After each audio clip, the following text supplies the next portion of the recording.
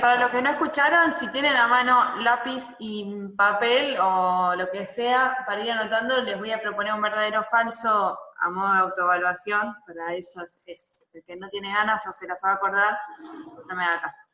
Me tocó hablar de heridas y mordeduras. Vamos a pasar por distintos momentos hablando de una y la otra, pero mucho más de mordeduras. Como objetivos para la clase me planteé, primero valorar la epidemiología y las características generales de una herida y mordedura, y establecer lineamientos para el manejo clínico de esta patología, ¿sí? Para este último objetivo, dentro de esos lineamientos, como objetivos específicos de ese punto, vamos a desarrollar estos aspectos. El manejo inicial de cualquier herida o mordedura, la cobertura antitetánica, la cobertura antirrábica, la profilaxis antibiótica, cuando está indicada, cuando no, y si es necesario hacerle puntos, si es necesario suturar este tipo de heridas. Bueno, para arrancar, la idea es la siguiente. Es un verdadero o falso. No voy a esperar a que alguien me conteste, ni que alguien abra el chat, ni nada. La idea es leerlo, que cada uno se anote, y después al final de la clase revemos todo. Las voy leyendo. Después hay varias diapositivas, después es de antirrábica, después de antitetánica. Así que, de generalidades. Las mordeduras más frecuentes son las de perro. La otra, las mordeduras de perro son las que más frecuentemente se infectan. La tercera, ante cualquier herida, la indicación es lavado a chorro con solución salina durante 5 minutos. La cuarta, las heridas profundas requieren limpieza con cepillo estéril previa anestesia local. Y la última, una herida en inmunocomprometido requiere internación. Después las vamos a ver. Paso. Bueno, para hablar un poco de epidemiología, obviamente en nuestro país no hay mucha epidemiología confiable. Toda la bibliografía cita estas referencias de Estados Unidos, que anualmente ocurren 4,5 millones de mordeduras, de las cuales 885.000 requieren asistencia, y de todas esas, solo 28.000 necesitan una cirugía reconstructiva. La letalidad asociada a mordeduras por animales en Países Bajos es mucho mayor que en países desarrollados. Y es muy importante conocer la epidemiología, y es una patología que causa secuela física, secuela estética, pero también psicológica, ¿no? Pensando integralmente al paciente, hay que tener en cuenta la secuela psicológica.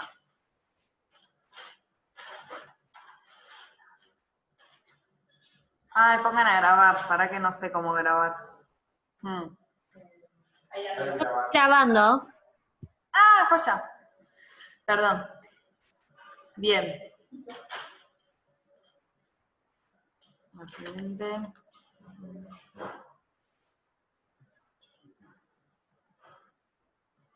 Bien, como para tener un par de números. Entre el 20 y 45% de los menores de 15 años refieren haber sido mordidos por un perro, ¿sí? De ese porcentaje de mordeduras, de la gente que es mordida por un perro, el 80% se calcula que es leve, y eso hace que no se consulte y que por lo tanto haya un subregistro de estas lesiones, ¿sí? Se calcula más o menos que solo la mitad consulta, de lo que tenemos registrado, sería el doble lo que realmente ocurre. De las que consultan, de todas las consultas que se hacen por guardia, se calcula que el 1% corresponde a heridas por mordedura. De ese 1% que consulta, 10 requiere sutura, y 1% nada más va a requerir internación. Es bajísimo el porcentaje.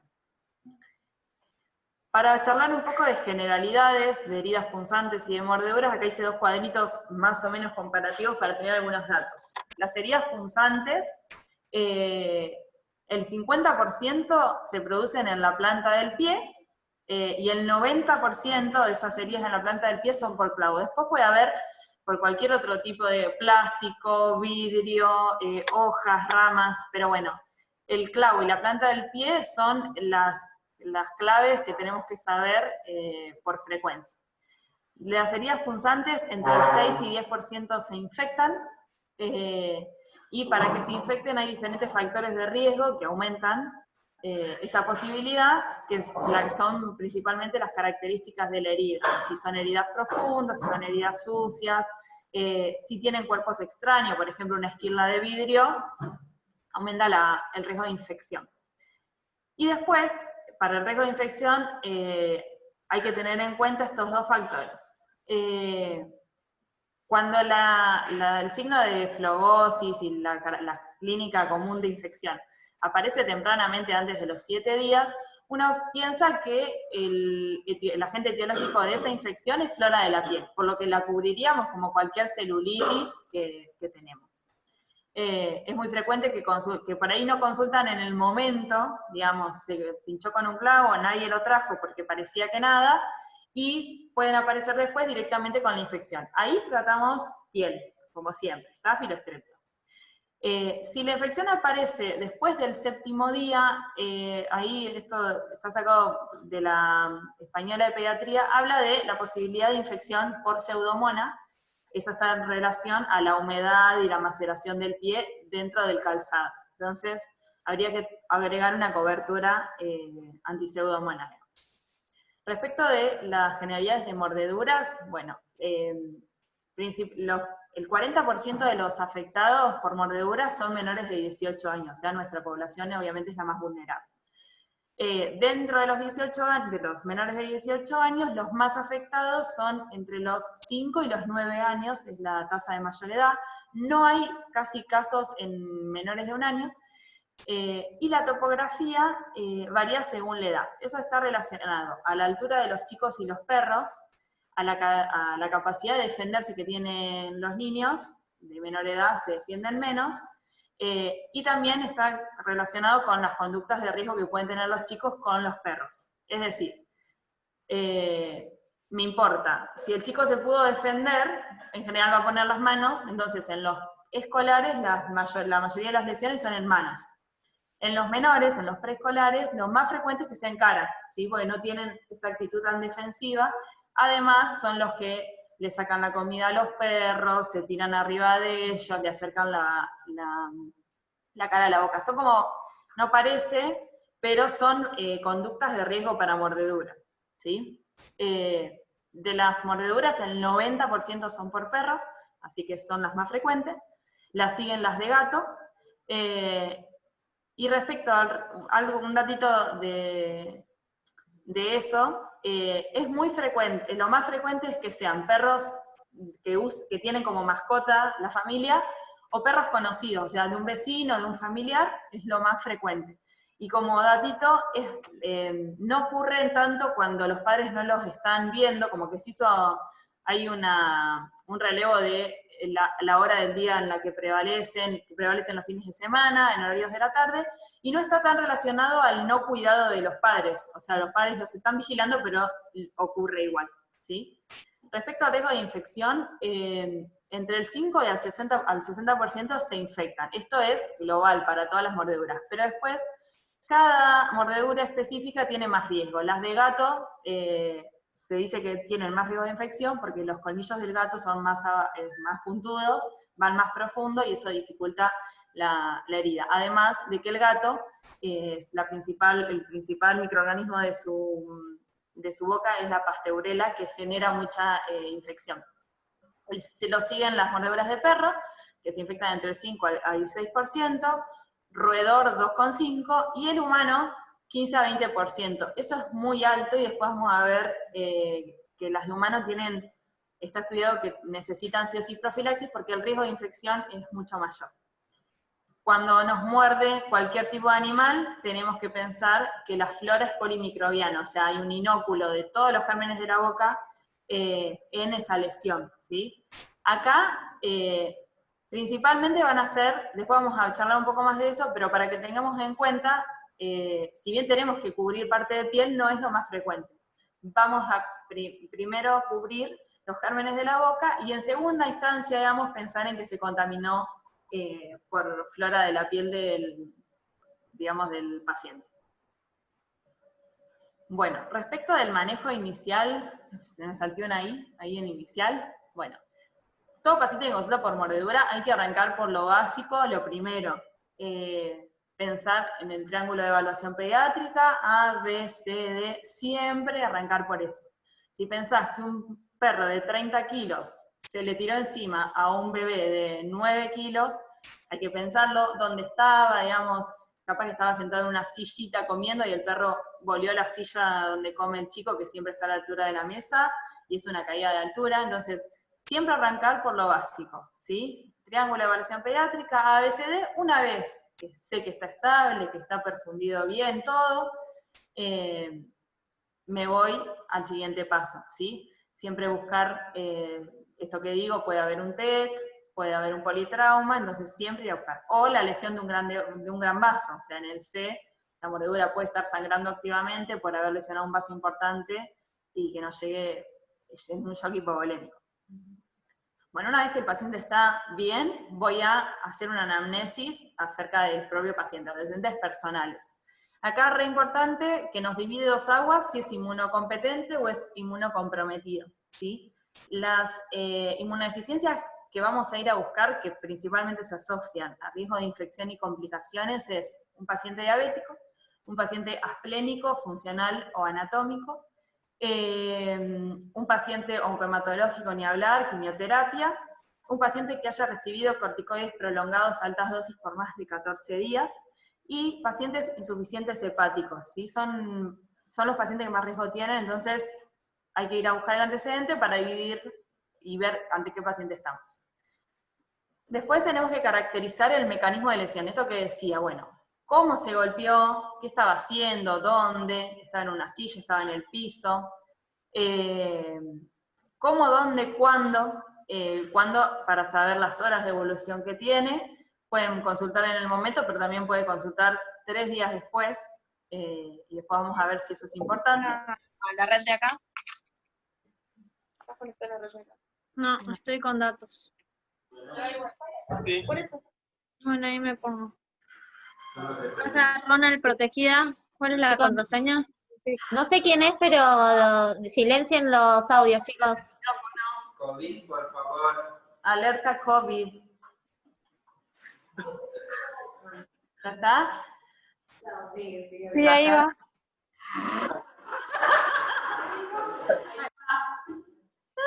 Bueno, no pasa nada. Bueno, ¿y con qué? Recontra importante. ¿Con qué si fuera un elemento punzocortante? Y en el caso de un animal, hay que caracterizar el animal, que después vamos a ver cómo y por qué no voy a ahondar en eso, pues lo vamos a ver específicamente en la rabia, ¿sí? Y después vamos a caracterizar la herida y buscar lesiones asociadas, ¿sí? Es re importante ver la zona, dónde está, qué tipo de herida es, si es punzante, si es cortante, si es profunda, si no, y las lesiones asociadas. ¿Compromete órganos vitales? ¿Compromete un ojo, un conducto lagrimal, por ejemplo? ¿Abrió la boca y hizo una solución de continuidad en los labios, por ejemplo? ¿Sí?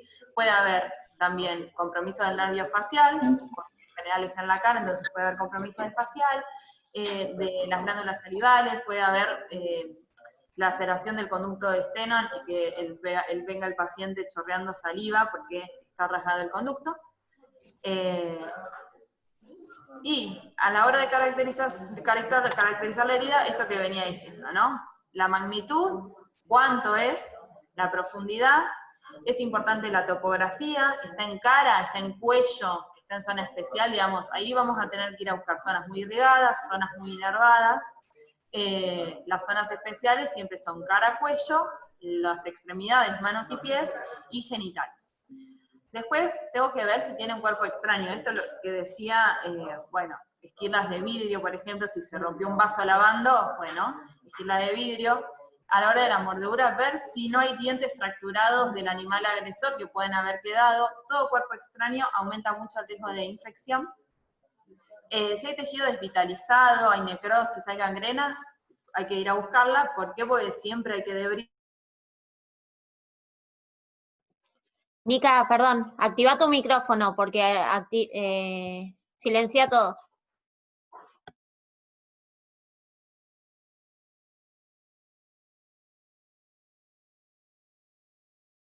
Ah, re que hablé un montón. Bueno, no importa, vuelvo. No, A no, la lo hora- único, si hay gangrena. Recién te había silenciado. No dijo nada de La parte que fui por magnitud, profundidad, topografía, ¿eso se escuchó? Todo, recién te corté nomás. Seguí. Ah, está bien, pensé que había tocado algo yo, perdón. Bueno, si hay tejido desvitalizado, hay que sacarlo siempre. Y el compromiso articular óseo. Acá tenemos que ir a buscarlo. Si hay compromiso de cuero cabelludo, es muy, muy frecuente que haya fracturas de cráneo, entonces hay que pedirle placa siempre. Y el compromiso articular, ni hablar, o sea, si se cortó un tendón, es indicación de que entre a quirófano y que el traumatólogo lo suture, porque el compromiso funcional de esa articulación, obviamente, es malo. Si hay compromiso de la sinovial, ni hablar. Entonces, son todas cosas que yo voy a intentar ir a buscar y para caracterizar mejor la herida, ¿sí? Obviamente que el paciente me va a llegar, si la herida fue importante y sangró, restos de sangre, el cuerpo extraño, todo. Entonces, para el manejo inicial, no me pasa. Ahí está. Para el manejo inicial necesito lavar bien la herida. ¿Con qué la voy a lavar? En la etapa prehospitalaria se recomienda agua a chorro, o sea, abrir la canilla, agua temperatura ambiente, intermedia, ni fría ni caliente, a chorro, ¿sí? Y en domicilio absolutamente nada más. Ahora, cuando nos llega a nosotros, el tratamiento hospitalario es con solución salina estéril, ¿sí? Esto va a ser a chorro, o sea, acá hay un punto de controversia, hay alguna bibliografía que dice que cargas jeringas grandes, o sea, nosotros tenemos las de 20, cargas la jeringa y le das con la jeringa y nada más. Hay otra bibliografía que habla de ponerle un Avocat para aumentar la presión. Eso es controversial por el tema de que vos, al darle tanta presión, por ahí podés lesionar más algunos tejidos. Entonces, por eso la recomendación a grandes rasgos es solo jeringa, sin un Avocat, y darle a presión, pero sin el Avocat, ¿sí? ¿Cuál es mi objetivo con este lavado que hago con agua? El arrastre. Busco remover virus, remover bacterias, remover cuerpos extraños, puedo remover algún tejido que ya se desprendió, lo estoy arrastrando, ¿sí? Y en la etapa hospitalaria, lo que tengo que lavar es con jabón, ¿sí? Con jabón con clorexidina, súper importante. Acá el objetivo del jabón es el virus de la rabia. Tiene una cubierta lipídica que con el jabón y su acción detergente la removes e inactivás gran parte, si este virus inoculó rabia, removes gran parte del virus. Los no. Iodopovidona, hay algunas guías que sí hablan de ponerle yodo, la mayoría habla de que no, y pensando que es una herida abierta, en realidad el yodo es para piel indemne, pero bueno. Y lo otro es agua oxigenada, no, y también algunas soluciones con antibióticos, en algún lado lo leí, pero no está recomendado, solamente el jabón. Importante, esto lo voy a hacer, el lavado con solución salina y jabón, independientemente del tiempo de evolución. Me llegó hace 3 días, lo mordieron, recién ahora se le ocurrió consultar, lo lavo igual, ¿sí? Eso está relacionado a que nunca está mal, digamos, lavar el arrastre, y por otro lado, el virus de la rabia tiene un periodo de incubación súper largo, de 2 años, entonces siempre tenés que lavar, ¿sí? Bueno, esto respecto al manejo inicial, ¿sí? Vamos al choice de antitetánica. ¿Qué? Federico Sánchez, por favor, anotá. Bueno, respecto a antitetánica, toda herida limpia requiere inmunoglobulina si hace más de 10 años que recibió 3 dosis de vacuna. La 2, toda herida sucia requiere inmunoglobulina si hace más de 10 años que recibió 3 dosis de vacuna, de antitetánica, ¿no? Y la 3, la vacuna doble adultos, difteria, tétanos y la inmunoglobulina se pueden aplicar en simultáneo en diferentes sitios. No, se diferencian, una dice es limpia y la otra sucia. Bueno, seguimos. Bueno, cobertura antitetánica. Este cuadrito todos lo hemos visto 1000 veces, lo estudiamos en infecto, en pediatría, para el examen de la residencia, para el ECOE, o sea, cada vez que lo vemos nos genera duda. Respecto de cobertura antitetánica, tenemos que recordar que un esquema con 3 dosis es el esquema básico, ¿sí? Después van recibiendo refuerzos. Nosotros, en nuestros pacientes en la población pediátrica, el esquema actual, ¿se acuerdan que es 2, 4, 6 con la quíntuple? A los 18 cuádruple, al ingreso escolar la triple, a los 11 años la triple acelular. ¿Se acuerdan? Bien. Bueno, y recordar que después de la última dosis, una vez completado ese esquema, cada 10 años hay que revacunarse. Eso, obviamente, nosotros lo vemos poco porque es más frecuente en adultos. El viejo de 85 años que nunca se va, le pusieron a los 16 con el documento como se ponía antes y nada más. Voy a empezar por lo siguiente. Fíjense que para el cuadro clasifica herida limpia y herida sucia. Antes que hablar del cuadro, voy a pasar a esta diapo, que es ¿qué es una herida sucia? Porque, ¿qué sería? Bueno, herida sucia es cualquier herida que está contaminada con tierra, heces o saliva. Por eso las mordeduras son heridas sucias. Cualquier herida que presenta tejido desvitalizado, gangrena o necrosis.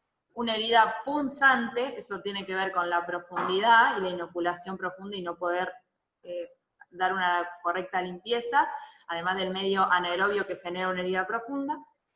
La producida por aplastamiento, la producida por abulsión y una herida producida por explosión o quemadura. Por eso las quemaduras, cuando estamos en la 27, siempre preguntamos de la vacunación.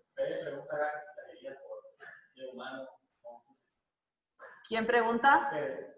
¿Quién? Federico. Acá Fede y Paul preguntan si la herida de mordedura de humano es sucia. Sí, es sucia. Tiene bastante riesgo de infección. Después la voy a charlar. Bueno, estas son heridas sucias. ¿Por qué son heridas sucias? Porque el riesgo de infección por Clostridium tetani es alto. Entonces, ahora vamos al cuadrito. A ver. Voy a arrancar por la situación de mi paciente. O sea, si un paciente tiene menos de 3 dosis, o sea, no tiene un esquema básico, o el esquema básico o el esquema es desconocido, y yo voy a presuponer que no las tiene, porque con desconocido vos estás diciendo, no tiene. ¿Qué va a pasar? Ante una herida limpia, ¿le voy a aplicar la vacuna? Sí, porque no tiene el esquema acorde, o sea, no tiene 3 dosis, o presupongo que no lo tiene, ¿sí? Pero esa herida, ¿le voy a pasar gamma? No, porque es una herida limpia, o sea, yo no estoy creyendo que esa herida que se generó va a tener una infección por Clostridium, entonces no le paso gamma globulina. Ahora, si no tiene 3 dosis o es desconocido y mi herida es sucia, o sea, sí, esta es candidata a infectarse por Clostridium tetani, le aplico la vacuna porque es un paciente que no tiene cobertura, independientemente de la herida, entonces le aplico la vacuna, pero es al único que le pongo gamma globulina. Fíjense que yo puse el sí de la gamma, lo puse en verde, o sea, el único paciente que le paso gamma es una herida sucia, en un paciente que no tiene 3 dosis o lo desconozco, ¿sí? Entonces, si tiene menos de 3 dosis o es desconocido, siempre aplico vacuna y gamma globulina solamente a la herida sucia. Ahora, si el paciente tiene 3 dosis o más, yo estoy diciendo, bueno, el esquema básico lo tiene completo, su capacidad de reacción ante esta injuria está, por lo que nunca le voy a pasar gamma globulina. Fíjense, no paso gamma globulina si tiene 3 dosis o más, nunca. Por ahí uno tiene como en la cabeza, a alguien le paso gamma, a alguien me tengo que fijar si 10, a alguien 5, pero como que ubicarlo en el cuadro no sé, es difícil. 3 dosis o más, nunca pasa gamma globulina, y ahí me tengo que fijar En los, sí, está preguntando. ¿Cómo? Sí. Sí, para Clostridium tetani es igual. Acá Mari pregunta si este esquema aplica a inmunocomprometidos. En el caso de la antitetánica, sí, es el mismo. Ahora, entonces, una herida limpia en un paciente que tiene 3 dosis, ahí me fijo si hace 10 años que se puso la vacuna. Si hace más de 10 años, yo la tengo que aplicar por lo que dijimos recién, requiere refuerzo cada 10 años, entonces es un paciente que no tiene el esquema completo. Si hace menos de 10 años, no le pongo. Yo voy a presuponer que no va a necesitar esa dosis refuerzo. Entonces, pero si tiene 3 dosis o más, una herida sucia, ahí necesito optimizar mejor la respuesta inmune contra el Clostridium. Entonces, una herida sucia que hace más de 5 años recibió la última dosis, por más que tenga el esquema completo, le adelanto el refuerzo, se la pongo y a partir de ahí empieza cada 10 años. Ahora, si hace menos de 5, yo estoy considerando que su respuesta va a estar óptima en el caso de que la herida esté infectada. ¿Sí?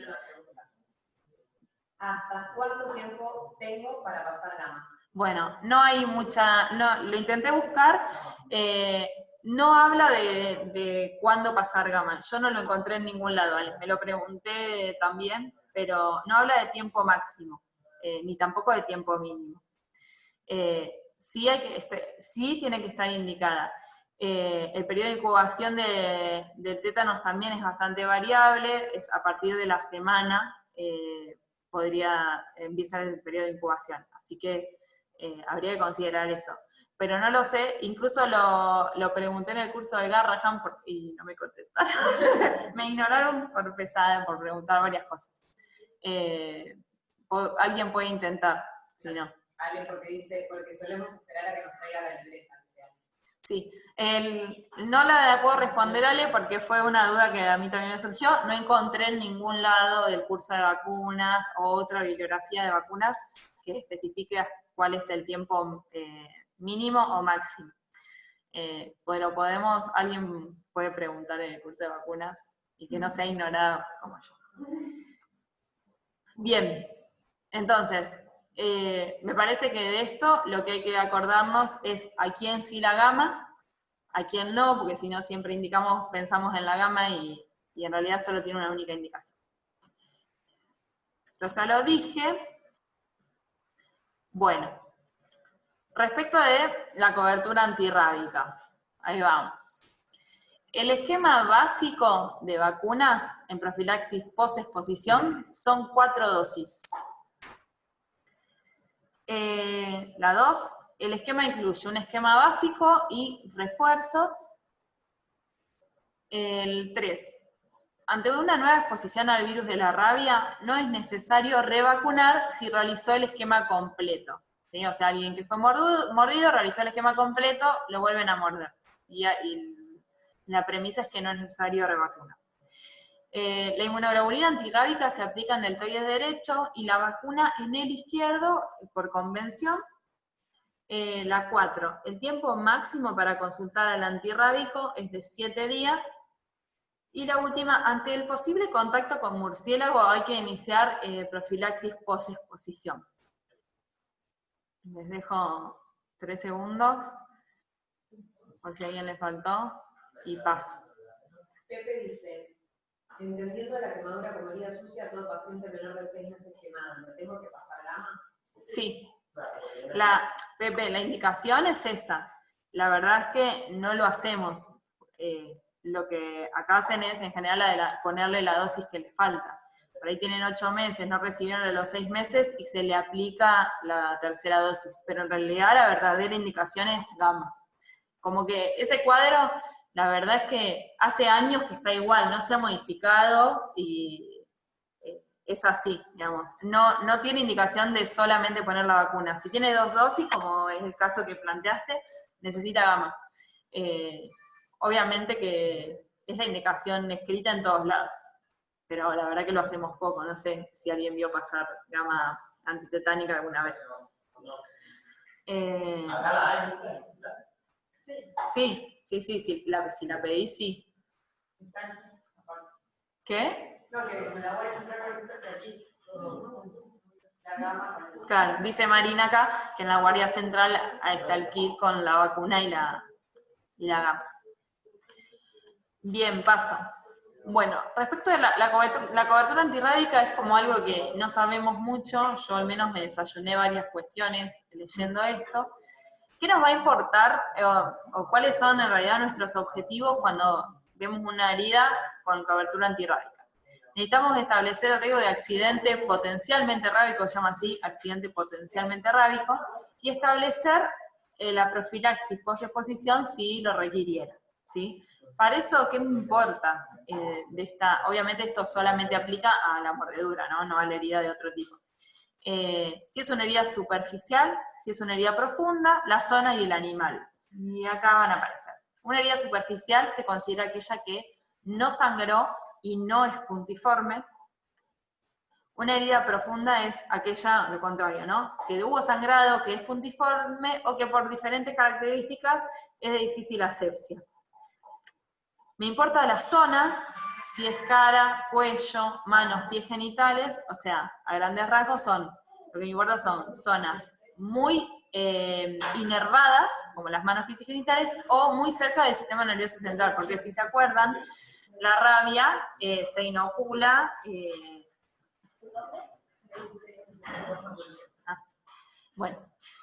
la rabia se inocula y tiene una primera fase que es centrípeta, o sea, va de periférica al sistema nervioso central, y después la fase centrífuga, que ahí es donde va glándulas salivales y se secreta por salir.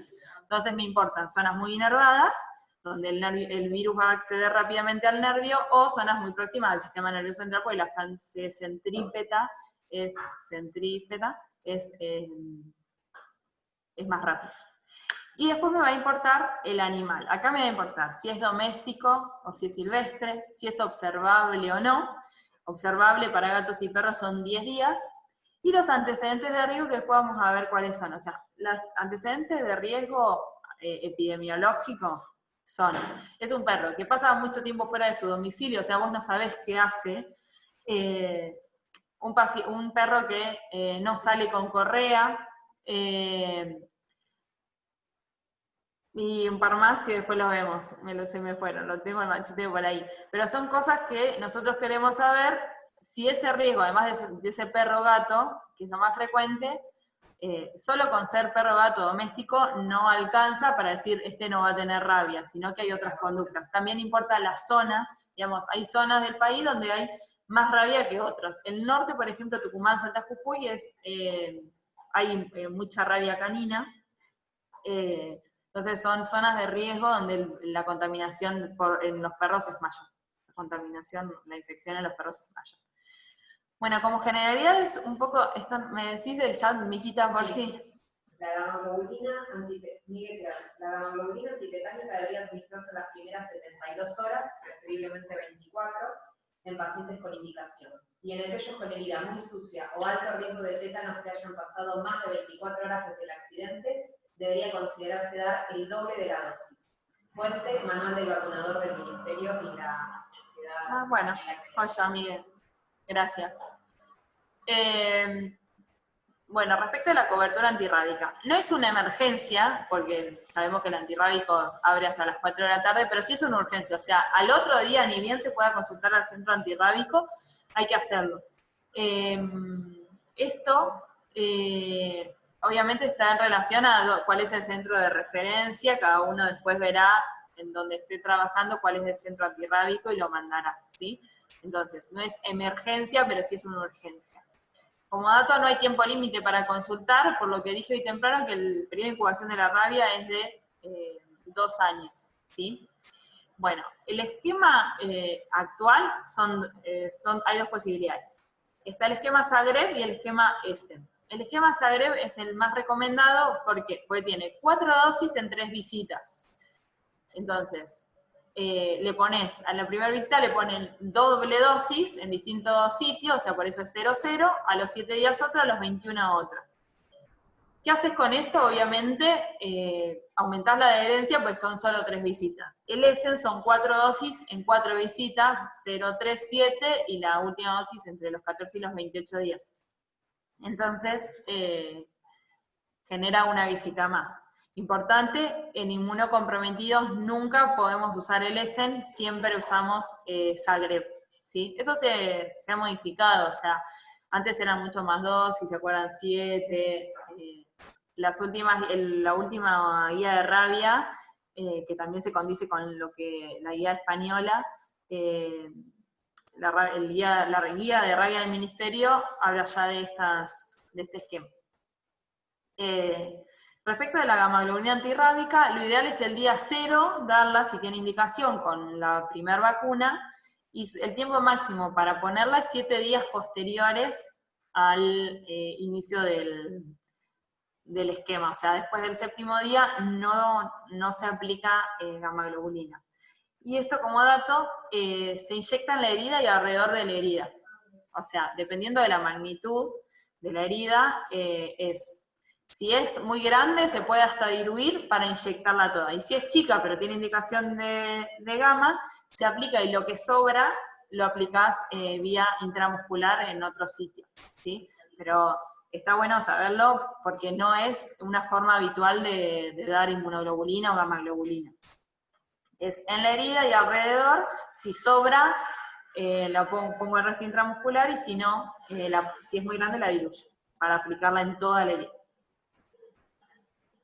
Bueno, esto que dije, el paciente inmunocomprometido, siempre de elección el esquema Zagreb, y además el inmunocomprometido tiene indicación de gamaglobulina antirrábica. Esto a diferencia de lo que preguntaba Mar, la tetánica no por ser inmunocomprometido le pasás la gama, pero este sí.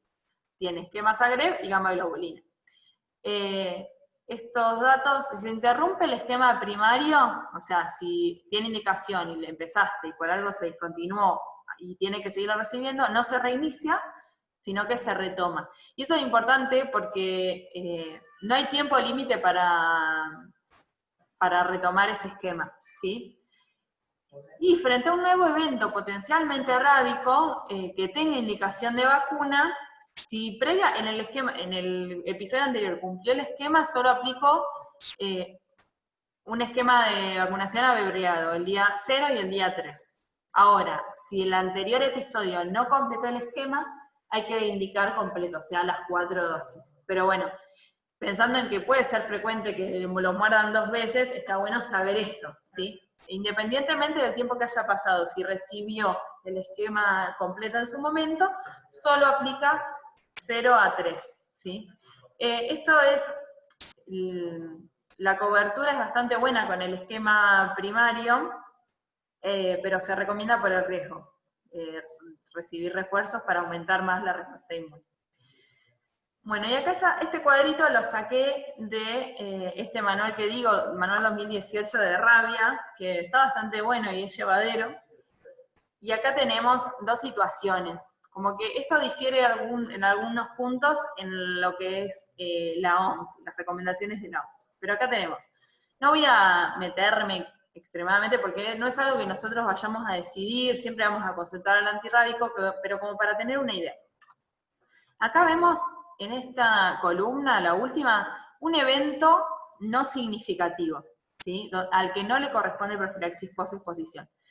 ¿Qué es una lesión no significativa? Es cualquier lamedura de un perro en piel intacta, ¿sí? O sea, si un perro desconocido me lamió y yo no tenía ninguna lesión, ni generó ni tenía una lesión previa, no tengo que hacer nada. Ahora, las leves y las graves, acá ven que no las diferencia como en las conductas. En esto difiere de la OMS. La OMS habla de que en las leves nunca se indicaría gamaglobulina y en las graves siempre se indicaría, además de las vacunas, la gamaglobulina. ¿Qué es una herida leve? Es una superficial, que habíamos dicho que no tenía que haber sangrado ni que tenía que ser puntiforme. Es una herida que poco extensa, salvo que esté en zona especial, o sea, una herida chica en zona no cara, no cuello, no manos, no genitales, o una herida superficial lamida. Eso es leve, o sea, si yo tenía un raspón y me lamió un perro, ya es considerada leve, a diferencia del no significativo. Ahora, ¿qué es una herida grave?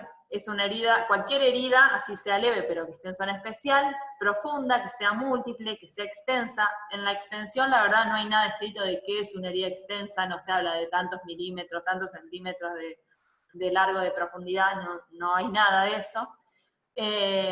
Cualquier herida producida por un animal silvestre, y cualquier contacto con murciélago. Esto, nada, interesante, porque la rabia canina la verdad que es muy poco frecuente, ya les digo, en la zona del norte es donde más casos ha habido, son pocos. En el 2018, solo 5 casos de rabia, y todos localizados más o menos en el norte. Entonces, eso está bueno tener en cuenta, que el principal reservorio de rabia actualmente es el murciélago, además del COVID. O sea, además traen rabia. Para tener en cuenta, o sea, si vos te despertaste en una habitación y tenés un murciélago, tenés indicación de profilaxis post-exposición. Digamos, la única excepción a este contacto, cualquier tipo de contacto con murciélago, es que vos puedas descartar completamente que no te mordió o que no tuviste contacto con, el murciélago no tuvo contacto con tus mucosas, pero si estaba dormido, porque además las mordeduras de murciélago son imperceptibles, no generan dolor, ni eritema, ni nada, entonces pasan muy desapercibidas, entonces es a tener en cuenta, ¿sí? Nica, si al murciélago se lo puede... Murciélago me infarto. Nica, si al murciélago se lo puede atrapar dentro de las 72 horas de producido el evento, se puede diferir también la indicación de vacunación, pero no sé qué chiste te están haciendo ahí. Todo animal silvestre, o sea, ardilla, se considera también alto transmisor de rabia. O sea, ardilla, hurón no doméstico, conejo, todo eso, liebre es silvestre y se considera, también son reservorios de rabia, así que cualquier herida es grave. Bueno, y acá tenemos las características del animal agresor. O sea, animales domésticos, que solo sería perro, gato y hurón doméstico, que esa es una incorporación nueva, ¿sí? Disponibles para observación o estudio, es decir, que lo puedo seguir durante 10 días después del evento, y sin antecedentes epidemiológicos de riesgo, que son los que hoy dije, que hoy tengo que esté vacunado. Como para tener una noción, los cachorros se vacunan a los 3 meses, al año, y después una antirrábica anual. Entonces, si el perro es conocido, es bastante fácil determinar si las vacunas o no están en condiciones, porque tiene que tener un anual.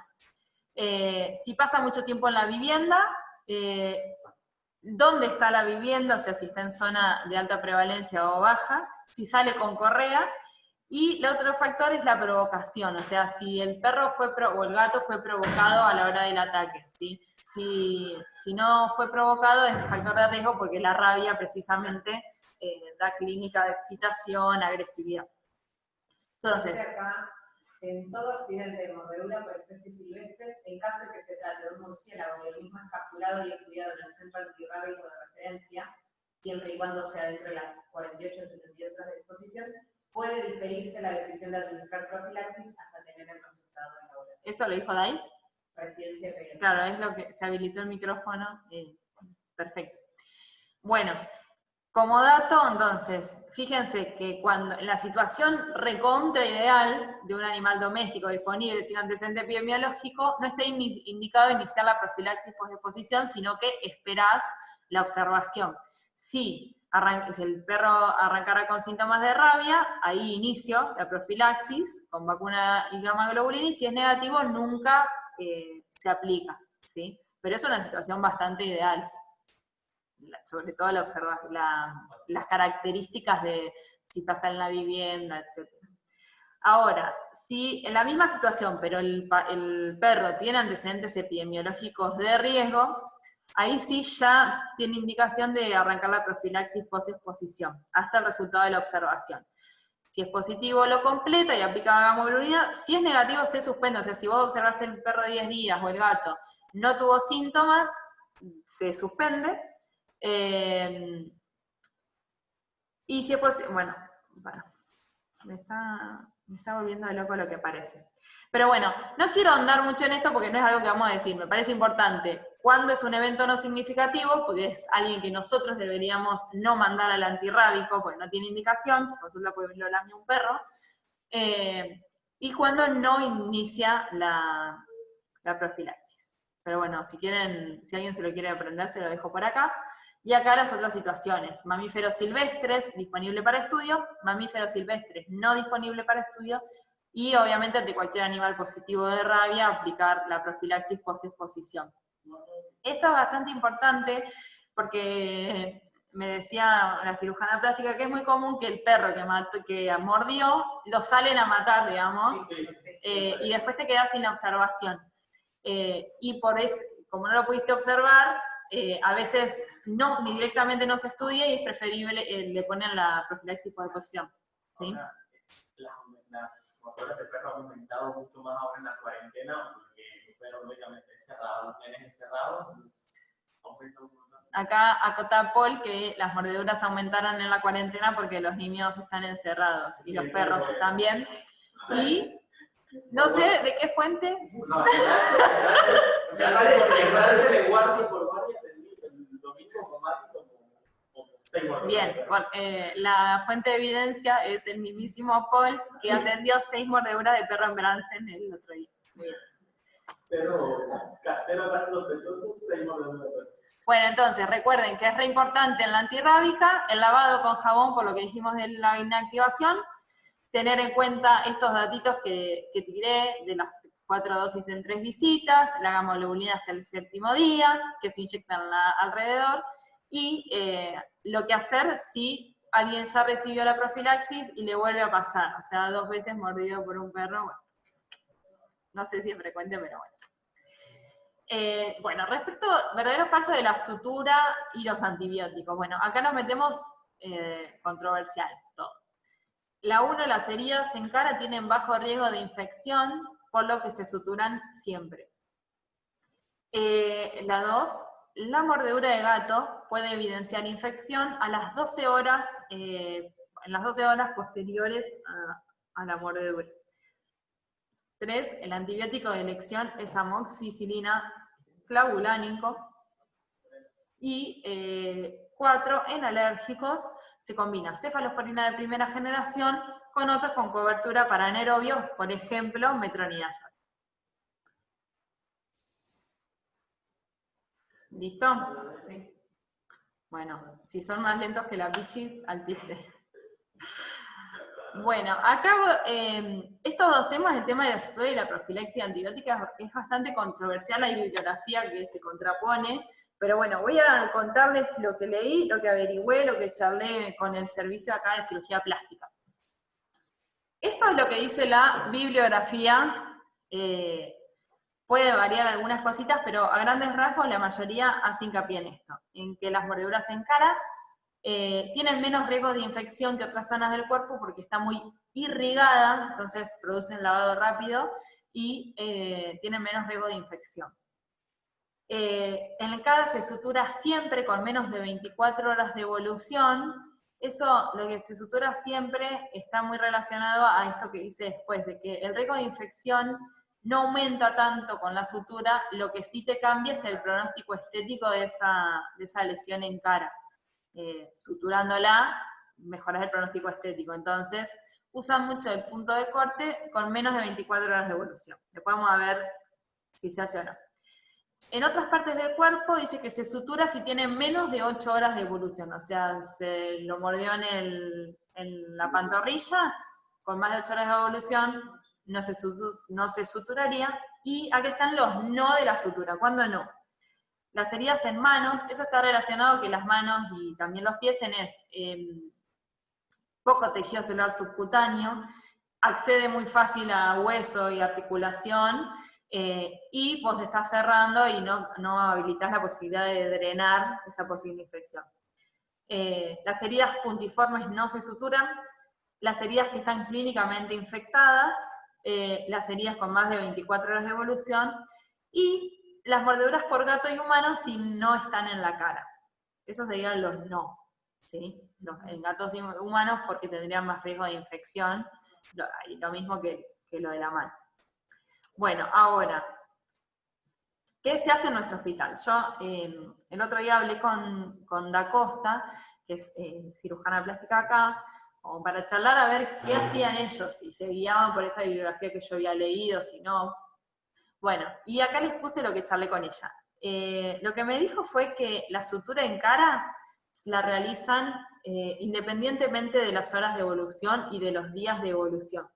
Como que se habla de sutura primaria dentro de las 24, hasta las 72 horas es sutura primaria diferida, y después sería el cierre por segunda. Ellos, lo que me planteaba es que si vos tenés muy en cuenta las 24 horas de evolución, ese chico que tiene una mordedura en cara puede ser suturado por mí, por ejemplo, y la deformidad estética que le dejo es un horror. Después tienen que ir al plástico, someterse a cirugía, sacarse, o sea. Entonces, lo que ellos hacen, que incluso lo vemos acá laburando, que se internan los viernes y se suturan el lunes, no viene de plástica sutural. Lo que hacen es si tienen muchas horas de evolución, los meten a quirófano, les hacen una limpieza en quirófano profunda, la tratan como infectada, casi la limpian como infectada, y la suturan. 3 días, 4 días, no tienen en cuenta para nada en cara lo de las 24 horas que les dije. ¿Sí? O sea, si yo estoy en otro lugar, prefiero que la suture un cirujano plástico, ya sea, puede ser de adulto. Lo que me dijo igual es que no solo lo hacen ellos, sino como que en general plástica, no solo este servicio, no es una cosa, sino que en el San Martín harían lo mismo. Bueno, para retardar la sutura es necesaria la cobertura antibiótica, eso me lo marcó bastante, de que por ahí este punto de corte en las horas era más para la era preantibiótica, donde vos no podías poner la profilaxis. Pero hoy en día le pones la profilaxis y esperás diferir la sutura, pero siempre con antibiótico. La sutura en otras partes del cuerpo pueden realizarse por otro especialista que no sea plástico, pero bueno, están entrenados en sutura los cirujanos, y tampoco se tendría en cuenta las horas de evolución. ¿Sí? Vieron que en otras partes del cuerpo era 8 horas, para ellos tampoco tienen muy en cuenta, y obviamente ahí no necesitarías la intervención de un plástico. Sebastián Valerio pregunta, ¿las heridas en otras partes del cuerpo se suturan completamente o se afrontan? Eso, nada, no está escrito. Lo que habla es de poner la cantidad mínima de puntos para que si se llegara a coleccionar, digamos, pueda drenar. Mínima cantidad de puntos, pero la realidad es que muchos se afrontan, es lo que dice, yo no sé, hablando con Nico, me dijo, en el San Juan, por ejemplo, los afrontan, le ponen, sea cual sea, 2 puntos como para que suture por segunda con ese ayudín, porque por ahí están muy separados los bordes. Pero bueno, Da Costa lo que me dijo fue que los suturó. Y acá le puse nada, Da Costa tips, porque me parecían interesantes. Si yo voy a diferir la sutura, además del tratamiento antibiótico, está buena la cobertura con una gasa. Me importa que la gasa esté húmeda para que no se pegue a la herida, ¿sí? ¿Con qué? Si puede ser con gasa furacinada mejor, si no húmeda y que se mantenga húmeda con fisio, o puede ser vaselina, que esté estéril, y la cubro, ¿sí? Para que no se le metan bichos, obviamente, cuando está al aire. Y esto, que justo el lunes vimos en la clase de transporte de la manito, no sé si la vieron, ¿qué pasa cuando la lesión generó una avulsión de una parte? Se le salió un dedo, me contó que hace poco entró un nene con la punta de la nariz, mordida por un perro y los padres la trajeron. Bueno, ¿lo tengo que transportar en frío? Sí. En hielo sí, pero no en contacto directo, o sea, no lleno una bolsa con cubitos y lo pongo directo, sino que eso tiene que ser externo y la parte cubierta, o sea, o envuelta en gasa, en algodón, en algo que la proteja y no vaya al hielo directo. Y sería como el medio de transporte para traer las partes perdidas. Bien, entonces, de sutura, nada, lo que les dije, la bibliografía no se condice mucho con lo que en general hacen, pero bueno, está bueno saberlo para nosotros que laburamos con este servicio, que lo que me decía Costa es que para ellos la sutura, la mordedura en general nunca reviste una urgencia, que la urgencia es lo que puede asociar la mordedura, como hablamos hoy, una hemorragia importante, una artritis séptica. Esas son las urgencias que generan la mordedura, no la mordedura en sí.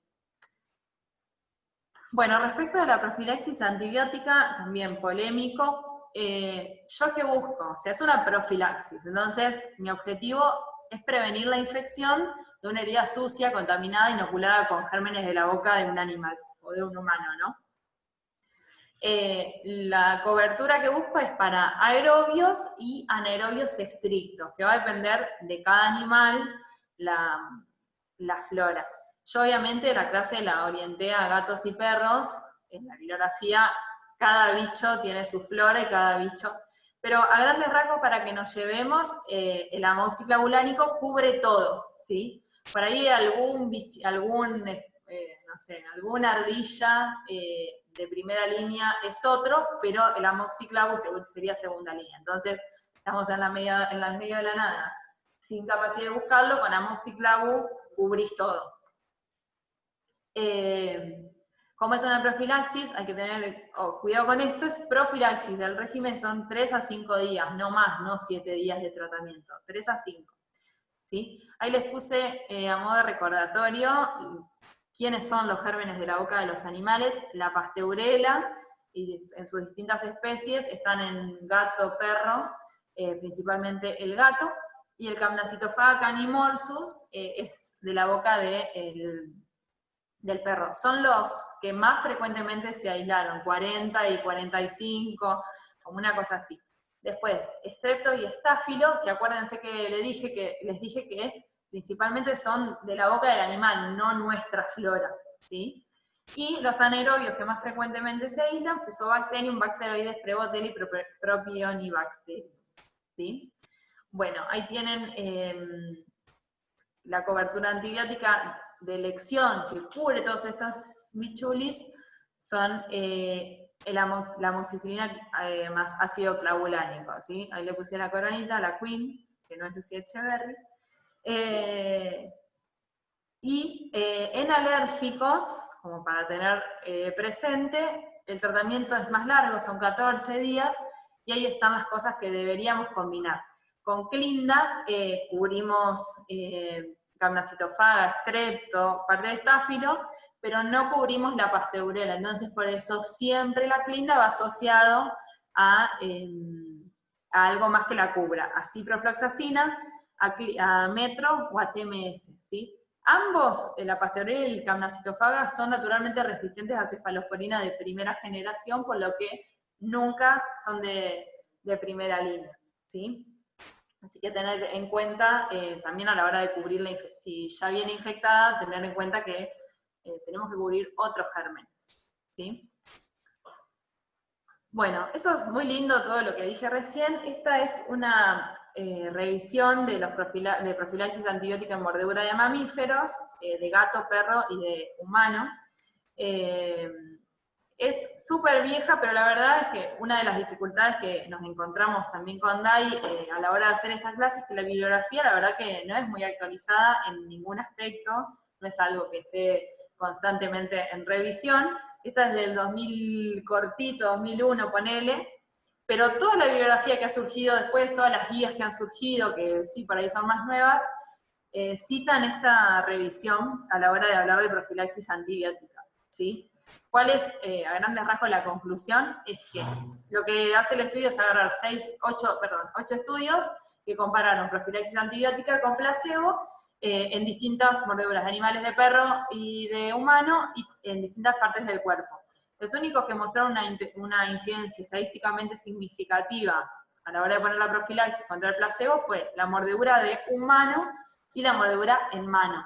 En perros y gatos no hubo diferencia con el placebo. Así que bueno, a tener en cuenta, ¿no? Que no hay mucha evidencia. Como críticas al estudio, nada, el N no es muy grande, y después algo que a mí me pareció importantísimo es que los esquemas antibióticos que se eligieron, digamos, en los estudios, muy poquitos incluían el amoxiclav, que estamos hablando de que sería de elección. En general, agarraban solo amoxicilina, entonces, por eso es siempre, como todo estudio igual, o como la mayoría, termina en que hay que hacer más estudios, digamos, para buscar más la asociación y comparar con el placebo, ¿sí? Pero bueno, en base a eso, digamos, les dije una cosa, ahora le digo otra, bueno, al final, ¿qué hacemos? ¿Cuáles son los sí de la profilaxis antibiótica? Que si bien no está científicamente comprobado, es una recomendación fuerte poner a estos pacientes en profilaxis. Aquellas heridas que sean muy profundas y en las que no se haya podido realizar una limpieza adecuada. Esto por ahí también es importante, que hablaba con Da Costa, que hay heridas que por ahí son súper pequeñas, pero que requieren una puntillosidad que el chico no se deja, digamos, limpiar, y a veces terminan en anestesia para limpiar una herida que la verdad que si el chico se quedara quieto lo hacen en consultorio, se va a la casa y nada más. Entonces, sin tener en cuenta que el paciente también es un factor, la edad, la colaboración para la herida, para la limpieza, pero también para la sutura, digamos, como el labio, por ejemplo, es una zona que se sutura muy meticulosamente y que el chico necesita estar dormido en serio. Si no es colaborador, lo duermen en quirófano. Entonces, bueno, aquellos que limpiaran limpieza bajo anestesia en quirófano, los pacientes que presenten un compromiso articular u óseo, obviamente acá nos vamos un poco de profilaxis antibiótica y lo que hay que ir a cubrir es la artritis séptica o la osteomielitis que está teniendo este chico, teniendo en cuenta, obviamente, los agentes etiológicos que no son los de siempre, digamos. Su punto de partida es la boca de un animal. Pacientes que tengan algún factor de riesgo, como inmunosupresión, a ellos le pondríamos profilaxis. Las causadas por humanos y en mano, en base a lo que dije de la revisión, deberían tener indicación, y las heridas que clínicamente tengan signos de infección.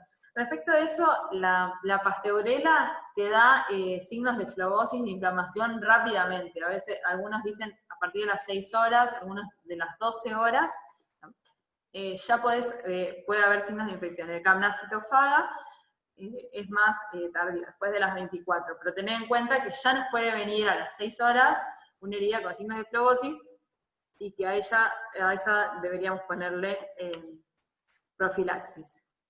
Y acá puse como opciones considerables que habría que evaluar individualmente. Me parece que a grandes rasgos es lo que hacemos, digamos, no es que lo consideramos, sino que la ponemos.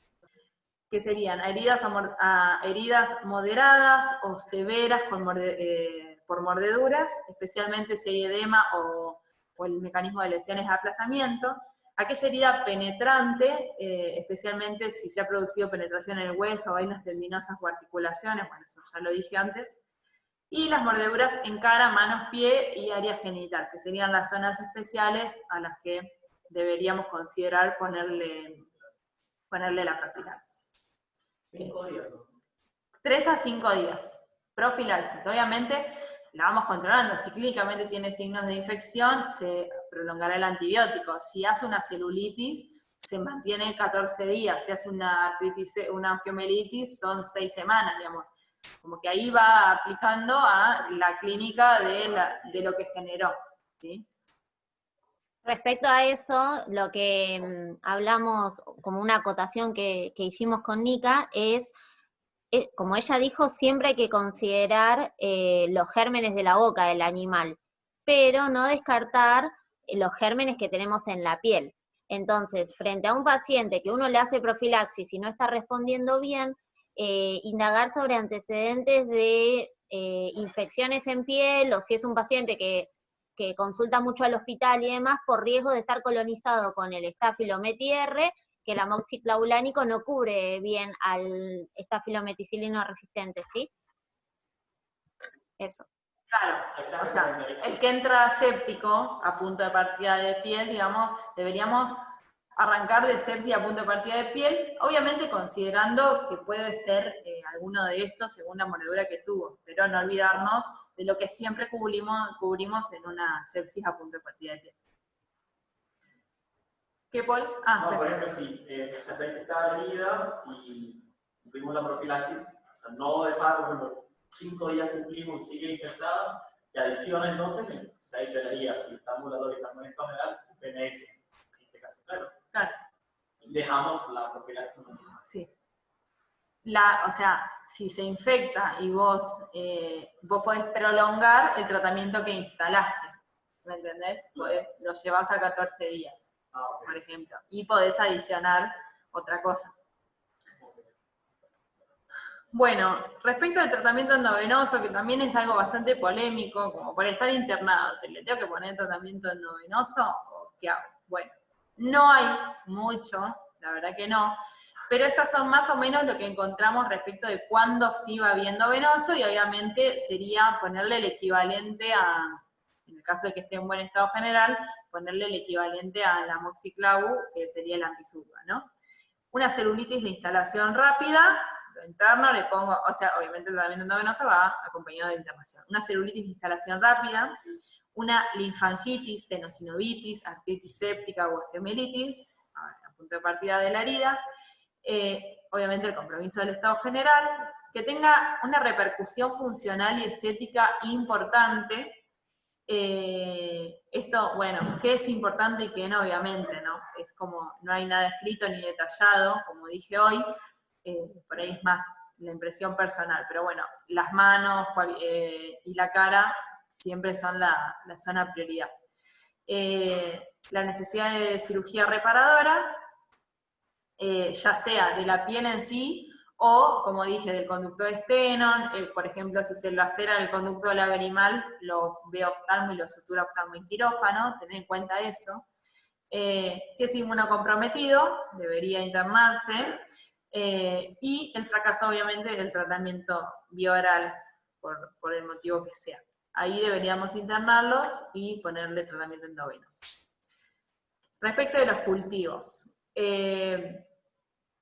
cultivar la herida, cuando la herida es nuevita, que tiene pocas horas de evolución, no le tomo y no le hisopo, salvo que tenga signos de infección. Y si lleva más de 8 o 12 horas de evolución o parecen infectadas, obviamente lo hisopo. Eso siempre antes de la limpieza. O sea, lo recibo con 12 horas de evolución, primero hisopo, tomo cultivo, y después lo limpio y le pongo la profilaxis.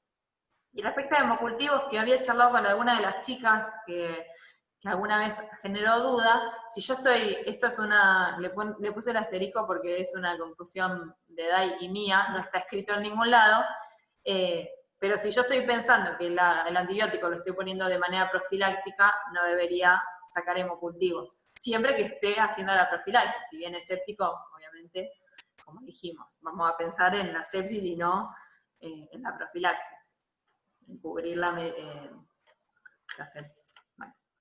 Y si tengo que sacar cultivos de la lesión, considerar siempre aerobios y anaerobios. Claro, sí, acuérdense que los anaerobios van en un frasquito especial que hay que ir a pedir al laboratorio, no van en el tubo común. Y en cuanto a las zonas especiales, ¿saben algo de corticoides como para mejorar las zonas? No. Me tocó ver una investigación del conducto animal y me habían comentado que hubiese sido útil poner la Dexa como para que ellos pudieran trabajar mejor. No sé, ¿eso qué? ¿Plástica? Oftalmo, claro. Acá Agustina cota de si hay algo de poner corticoide en alguna zona para desinflamar, y lo que me dice es que en un paciente que tenía que suturar oftalmo, le dijeron como hubiera estado bueno que le pongan Dexa y nosotros trabajamos mejor. Escrito, nada. O al menos que yo no leí nada, no leí bibliografía de oftalmología y mordedura de perro, digamos, por ahí no fui tan específica, por ahí lo podríamos charlar como para saber por guardia si entrara alguien con a oftalmo le cabe más que le pongamos Dexa, bueno. Pero escrito, nada. Bueno, estaríamos. Vamos a volver al verdadero falso para ir cerrando y reforzando algunas cosas, si quedaron dudas, ir viendo. ¿Se ve bien? Lo veo como va. Bien. Bueno, respecto a las generalidades.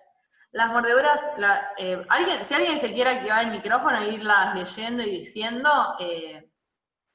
lo hace. Lo leo yo hasta que alguien lo haga.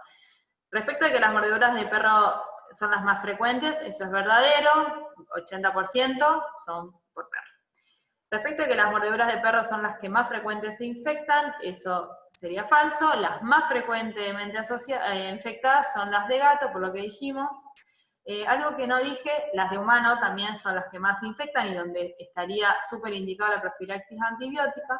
Algo que deberíamos también tener en cuenta a la hora de una mordedura es la sospecha de maltrato infantil, ¿sí? Que por ahí no lo tenemos en cuenta. Y eso se mide si tiene toda la arcada dentaria, la distancia interdental, dice que más de 3 centímetros te habla de una mordedura del adulto, y ahí deberíamos pensar en maltrato infantil. Obviamente si no se condice con el relato, si lo mordió el hermano de 15 años, pero bueno, tenerlo en cuenta, maltrato infantil.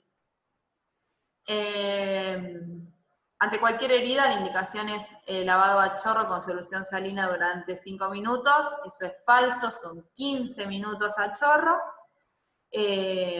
En algunas guías habla hasta de cuántos mililitros por centímetro de herida, me parece que a chorro 15 minutos es mucho más, hablaba de 50 a 100 mililitros por centímetro de herida, pero me parece que para 15 minutos te quedas corto.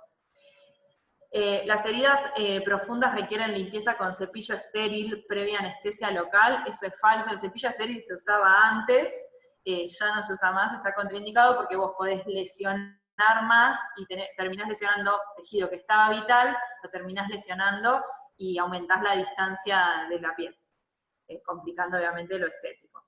Y una herida en inmunocomprometido requiere internación, eso es verdadero, requeriría internación y tratamiento endovenoso.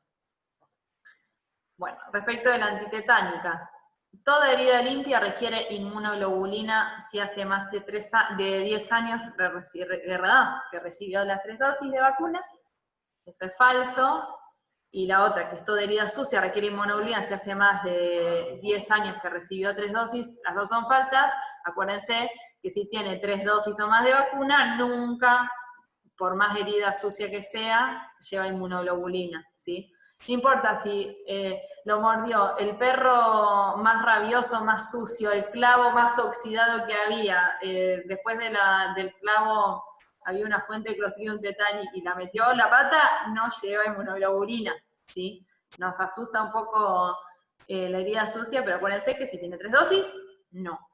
Y la difteria tétanos, la doble adultos y la inmunoglobulina se pueden aplicar en simultáneo en diferentes sitios. Eso es real, se aplican juntas.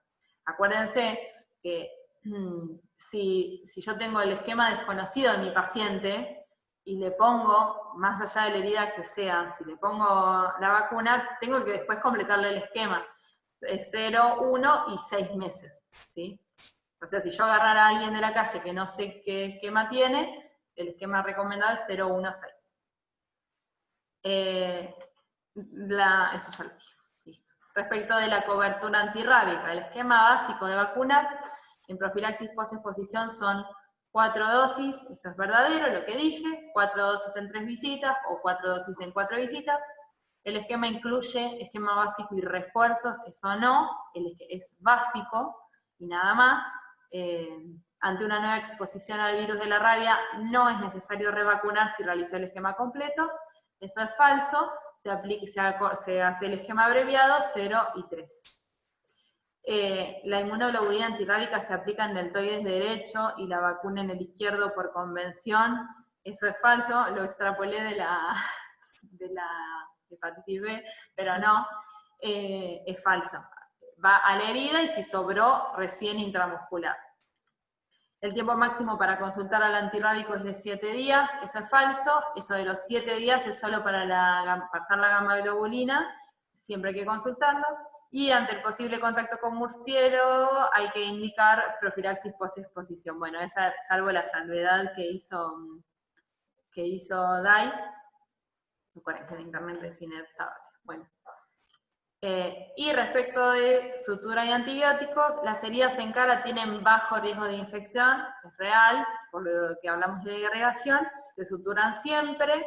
Eso, bueno, le puse verdadero en base a lo que charlé con el servicio de plástica, ¿no? La bibliografía diría que más de 24 horas no. La mordedura de gato puede evidenciar infección a las 12 horas posteriores, sí. El antibiótico de elección es amoxicilina ácido clavulánico, siempre que podamos vía oral, es vía oral, tiene muy buena biodisponibilidad y buena llegada a piel. Y en alérgicos se combinan cefalosporina de primera generación con otros con cobertura para anaerobios. Falsa lo de la cefalosporina de primera, la segunda parte sí es falsa, siempre combinar para anaerobios. Bueno, y acá está Elena. Interconsulta con servicio social porque está teniendo una conducta de riesgo. No, es el perro de mi prima. Y Elena hinchándole las bolas. Bueno, nada más. Eso ha sido todo por hoy. Abro el chat.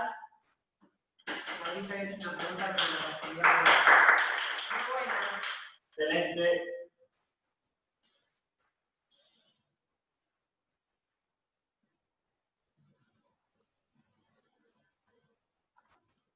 Dos preguntas.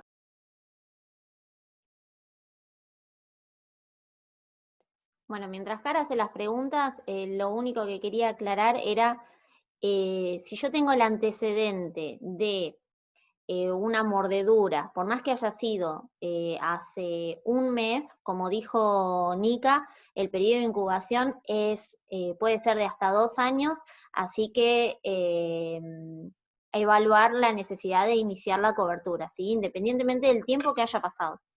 Y después lo demás lo fuimos hablando. A ver, Car dice, en cuanto a los agentes etiológicos en herida cortopunzante, ¿por qué no te activas el micrófono, Carlita?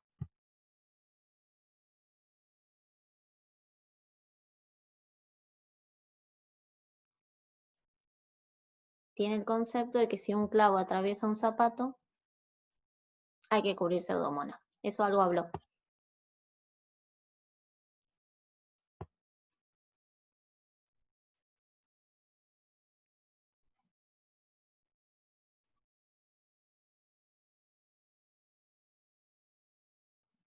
Nika, tenés desactivado el micrófono.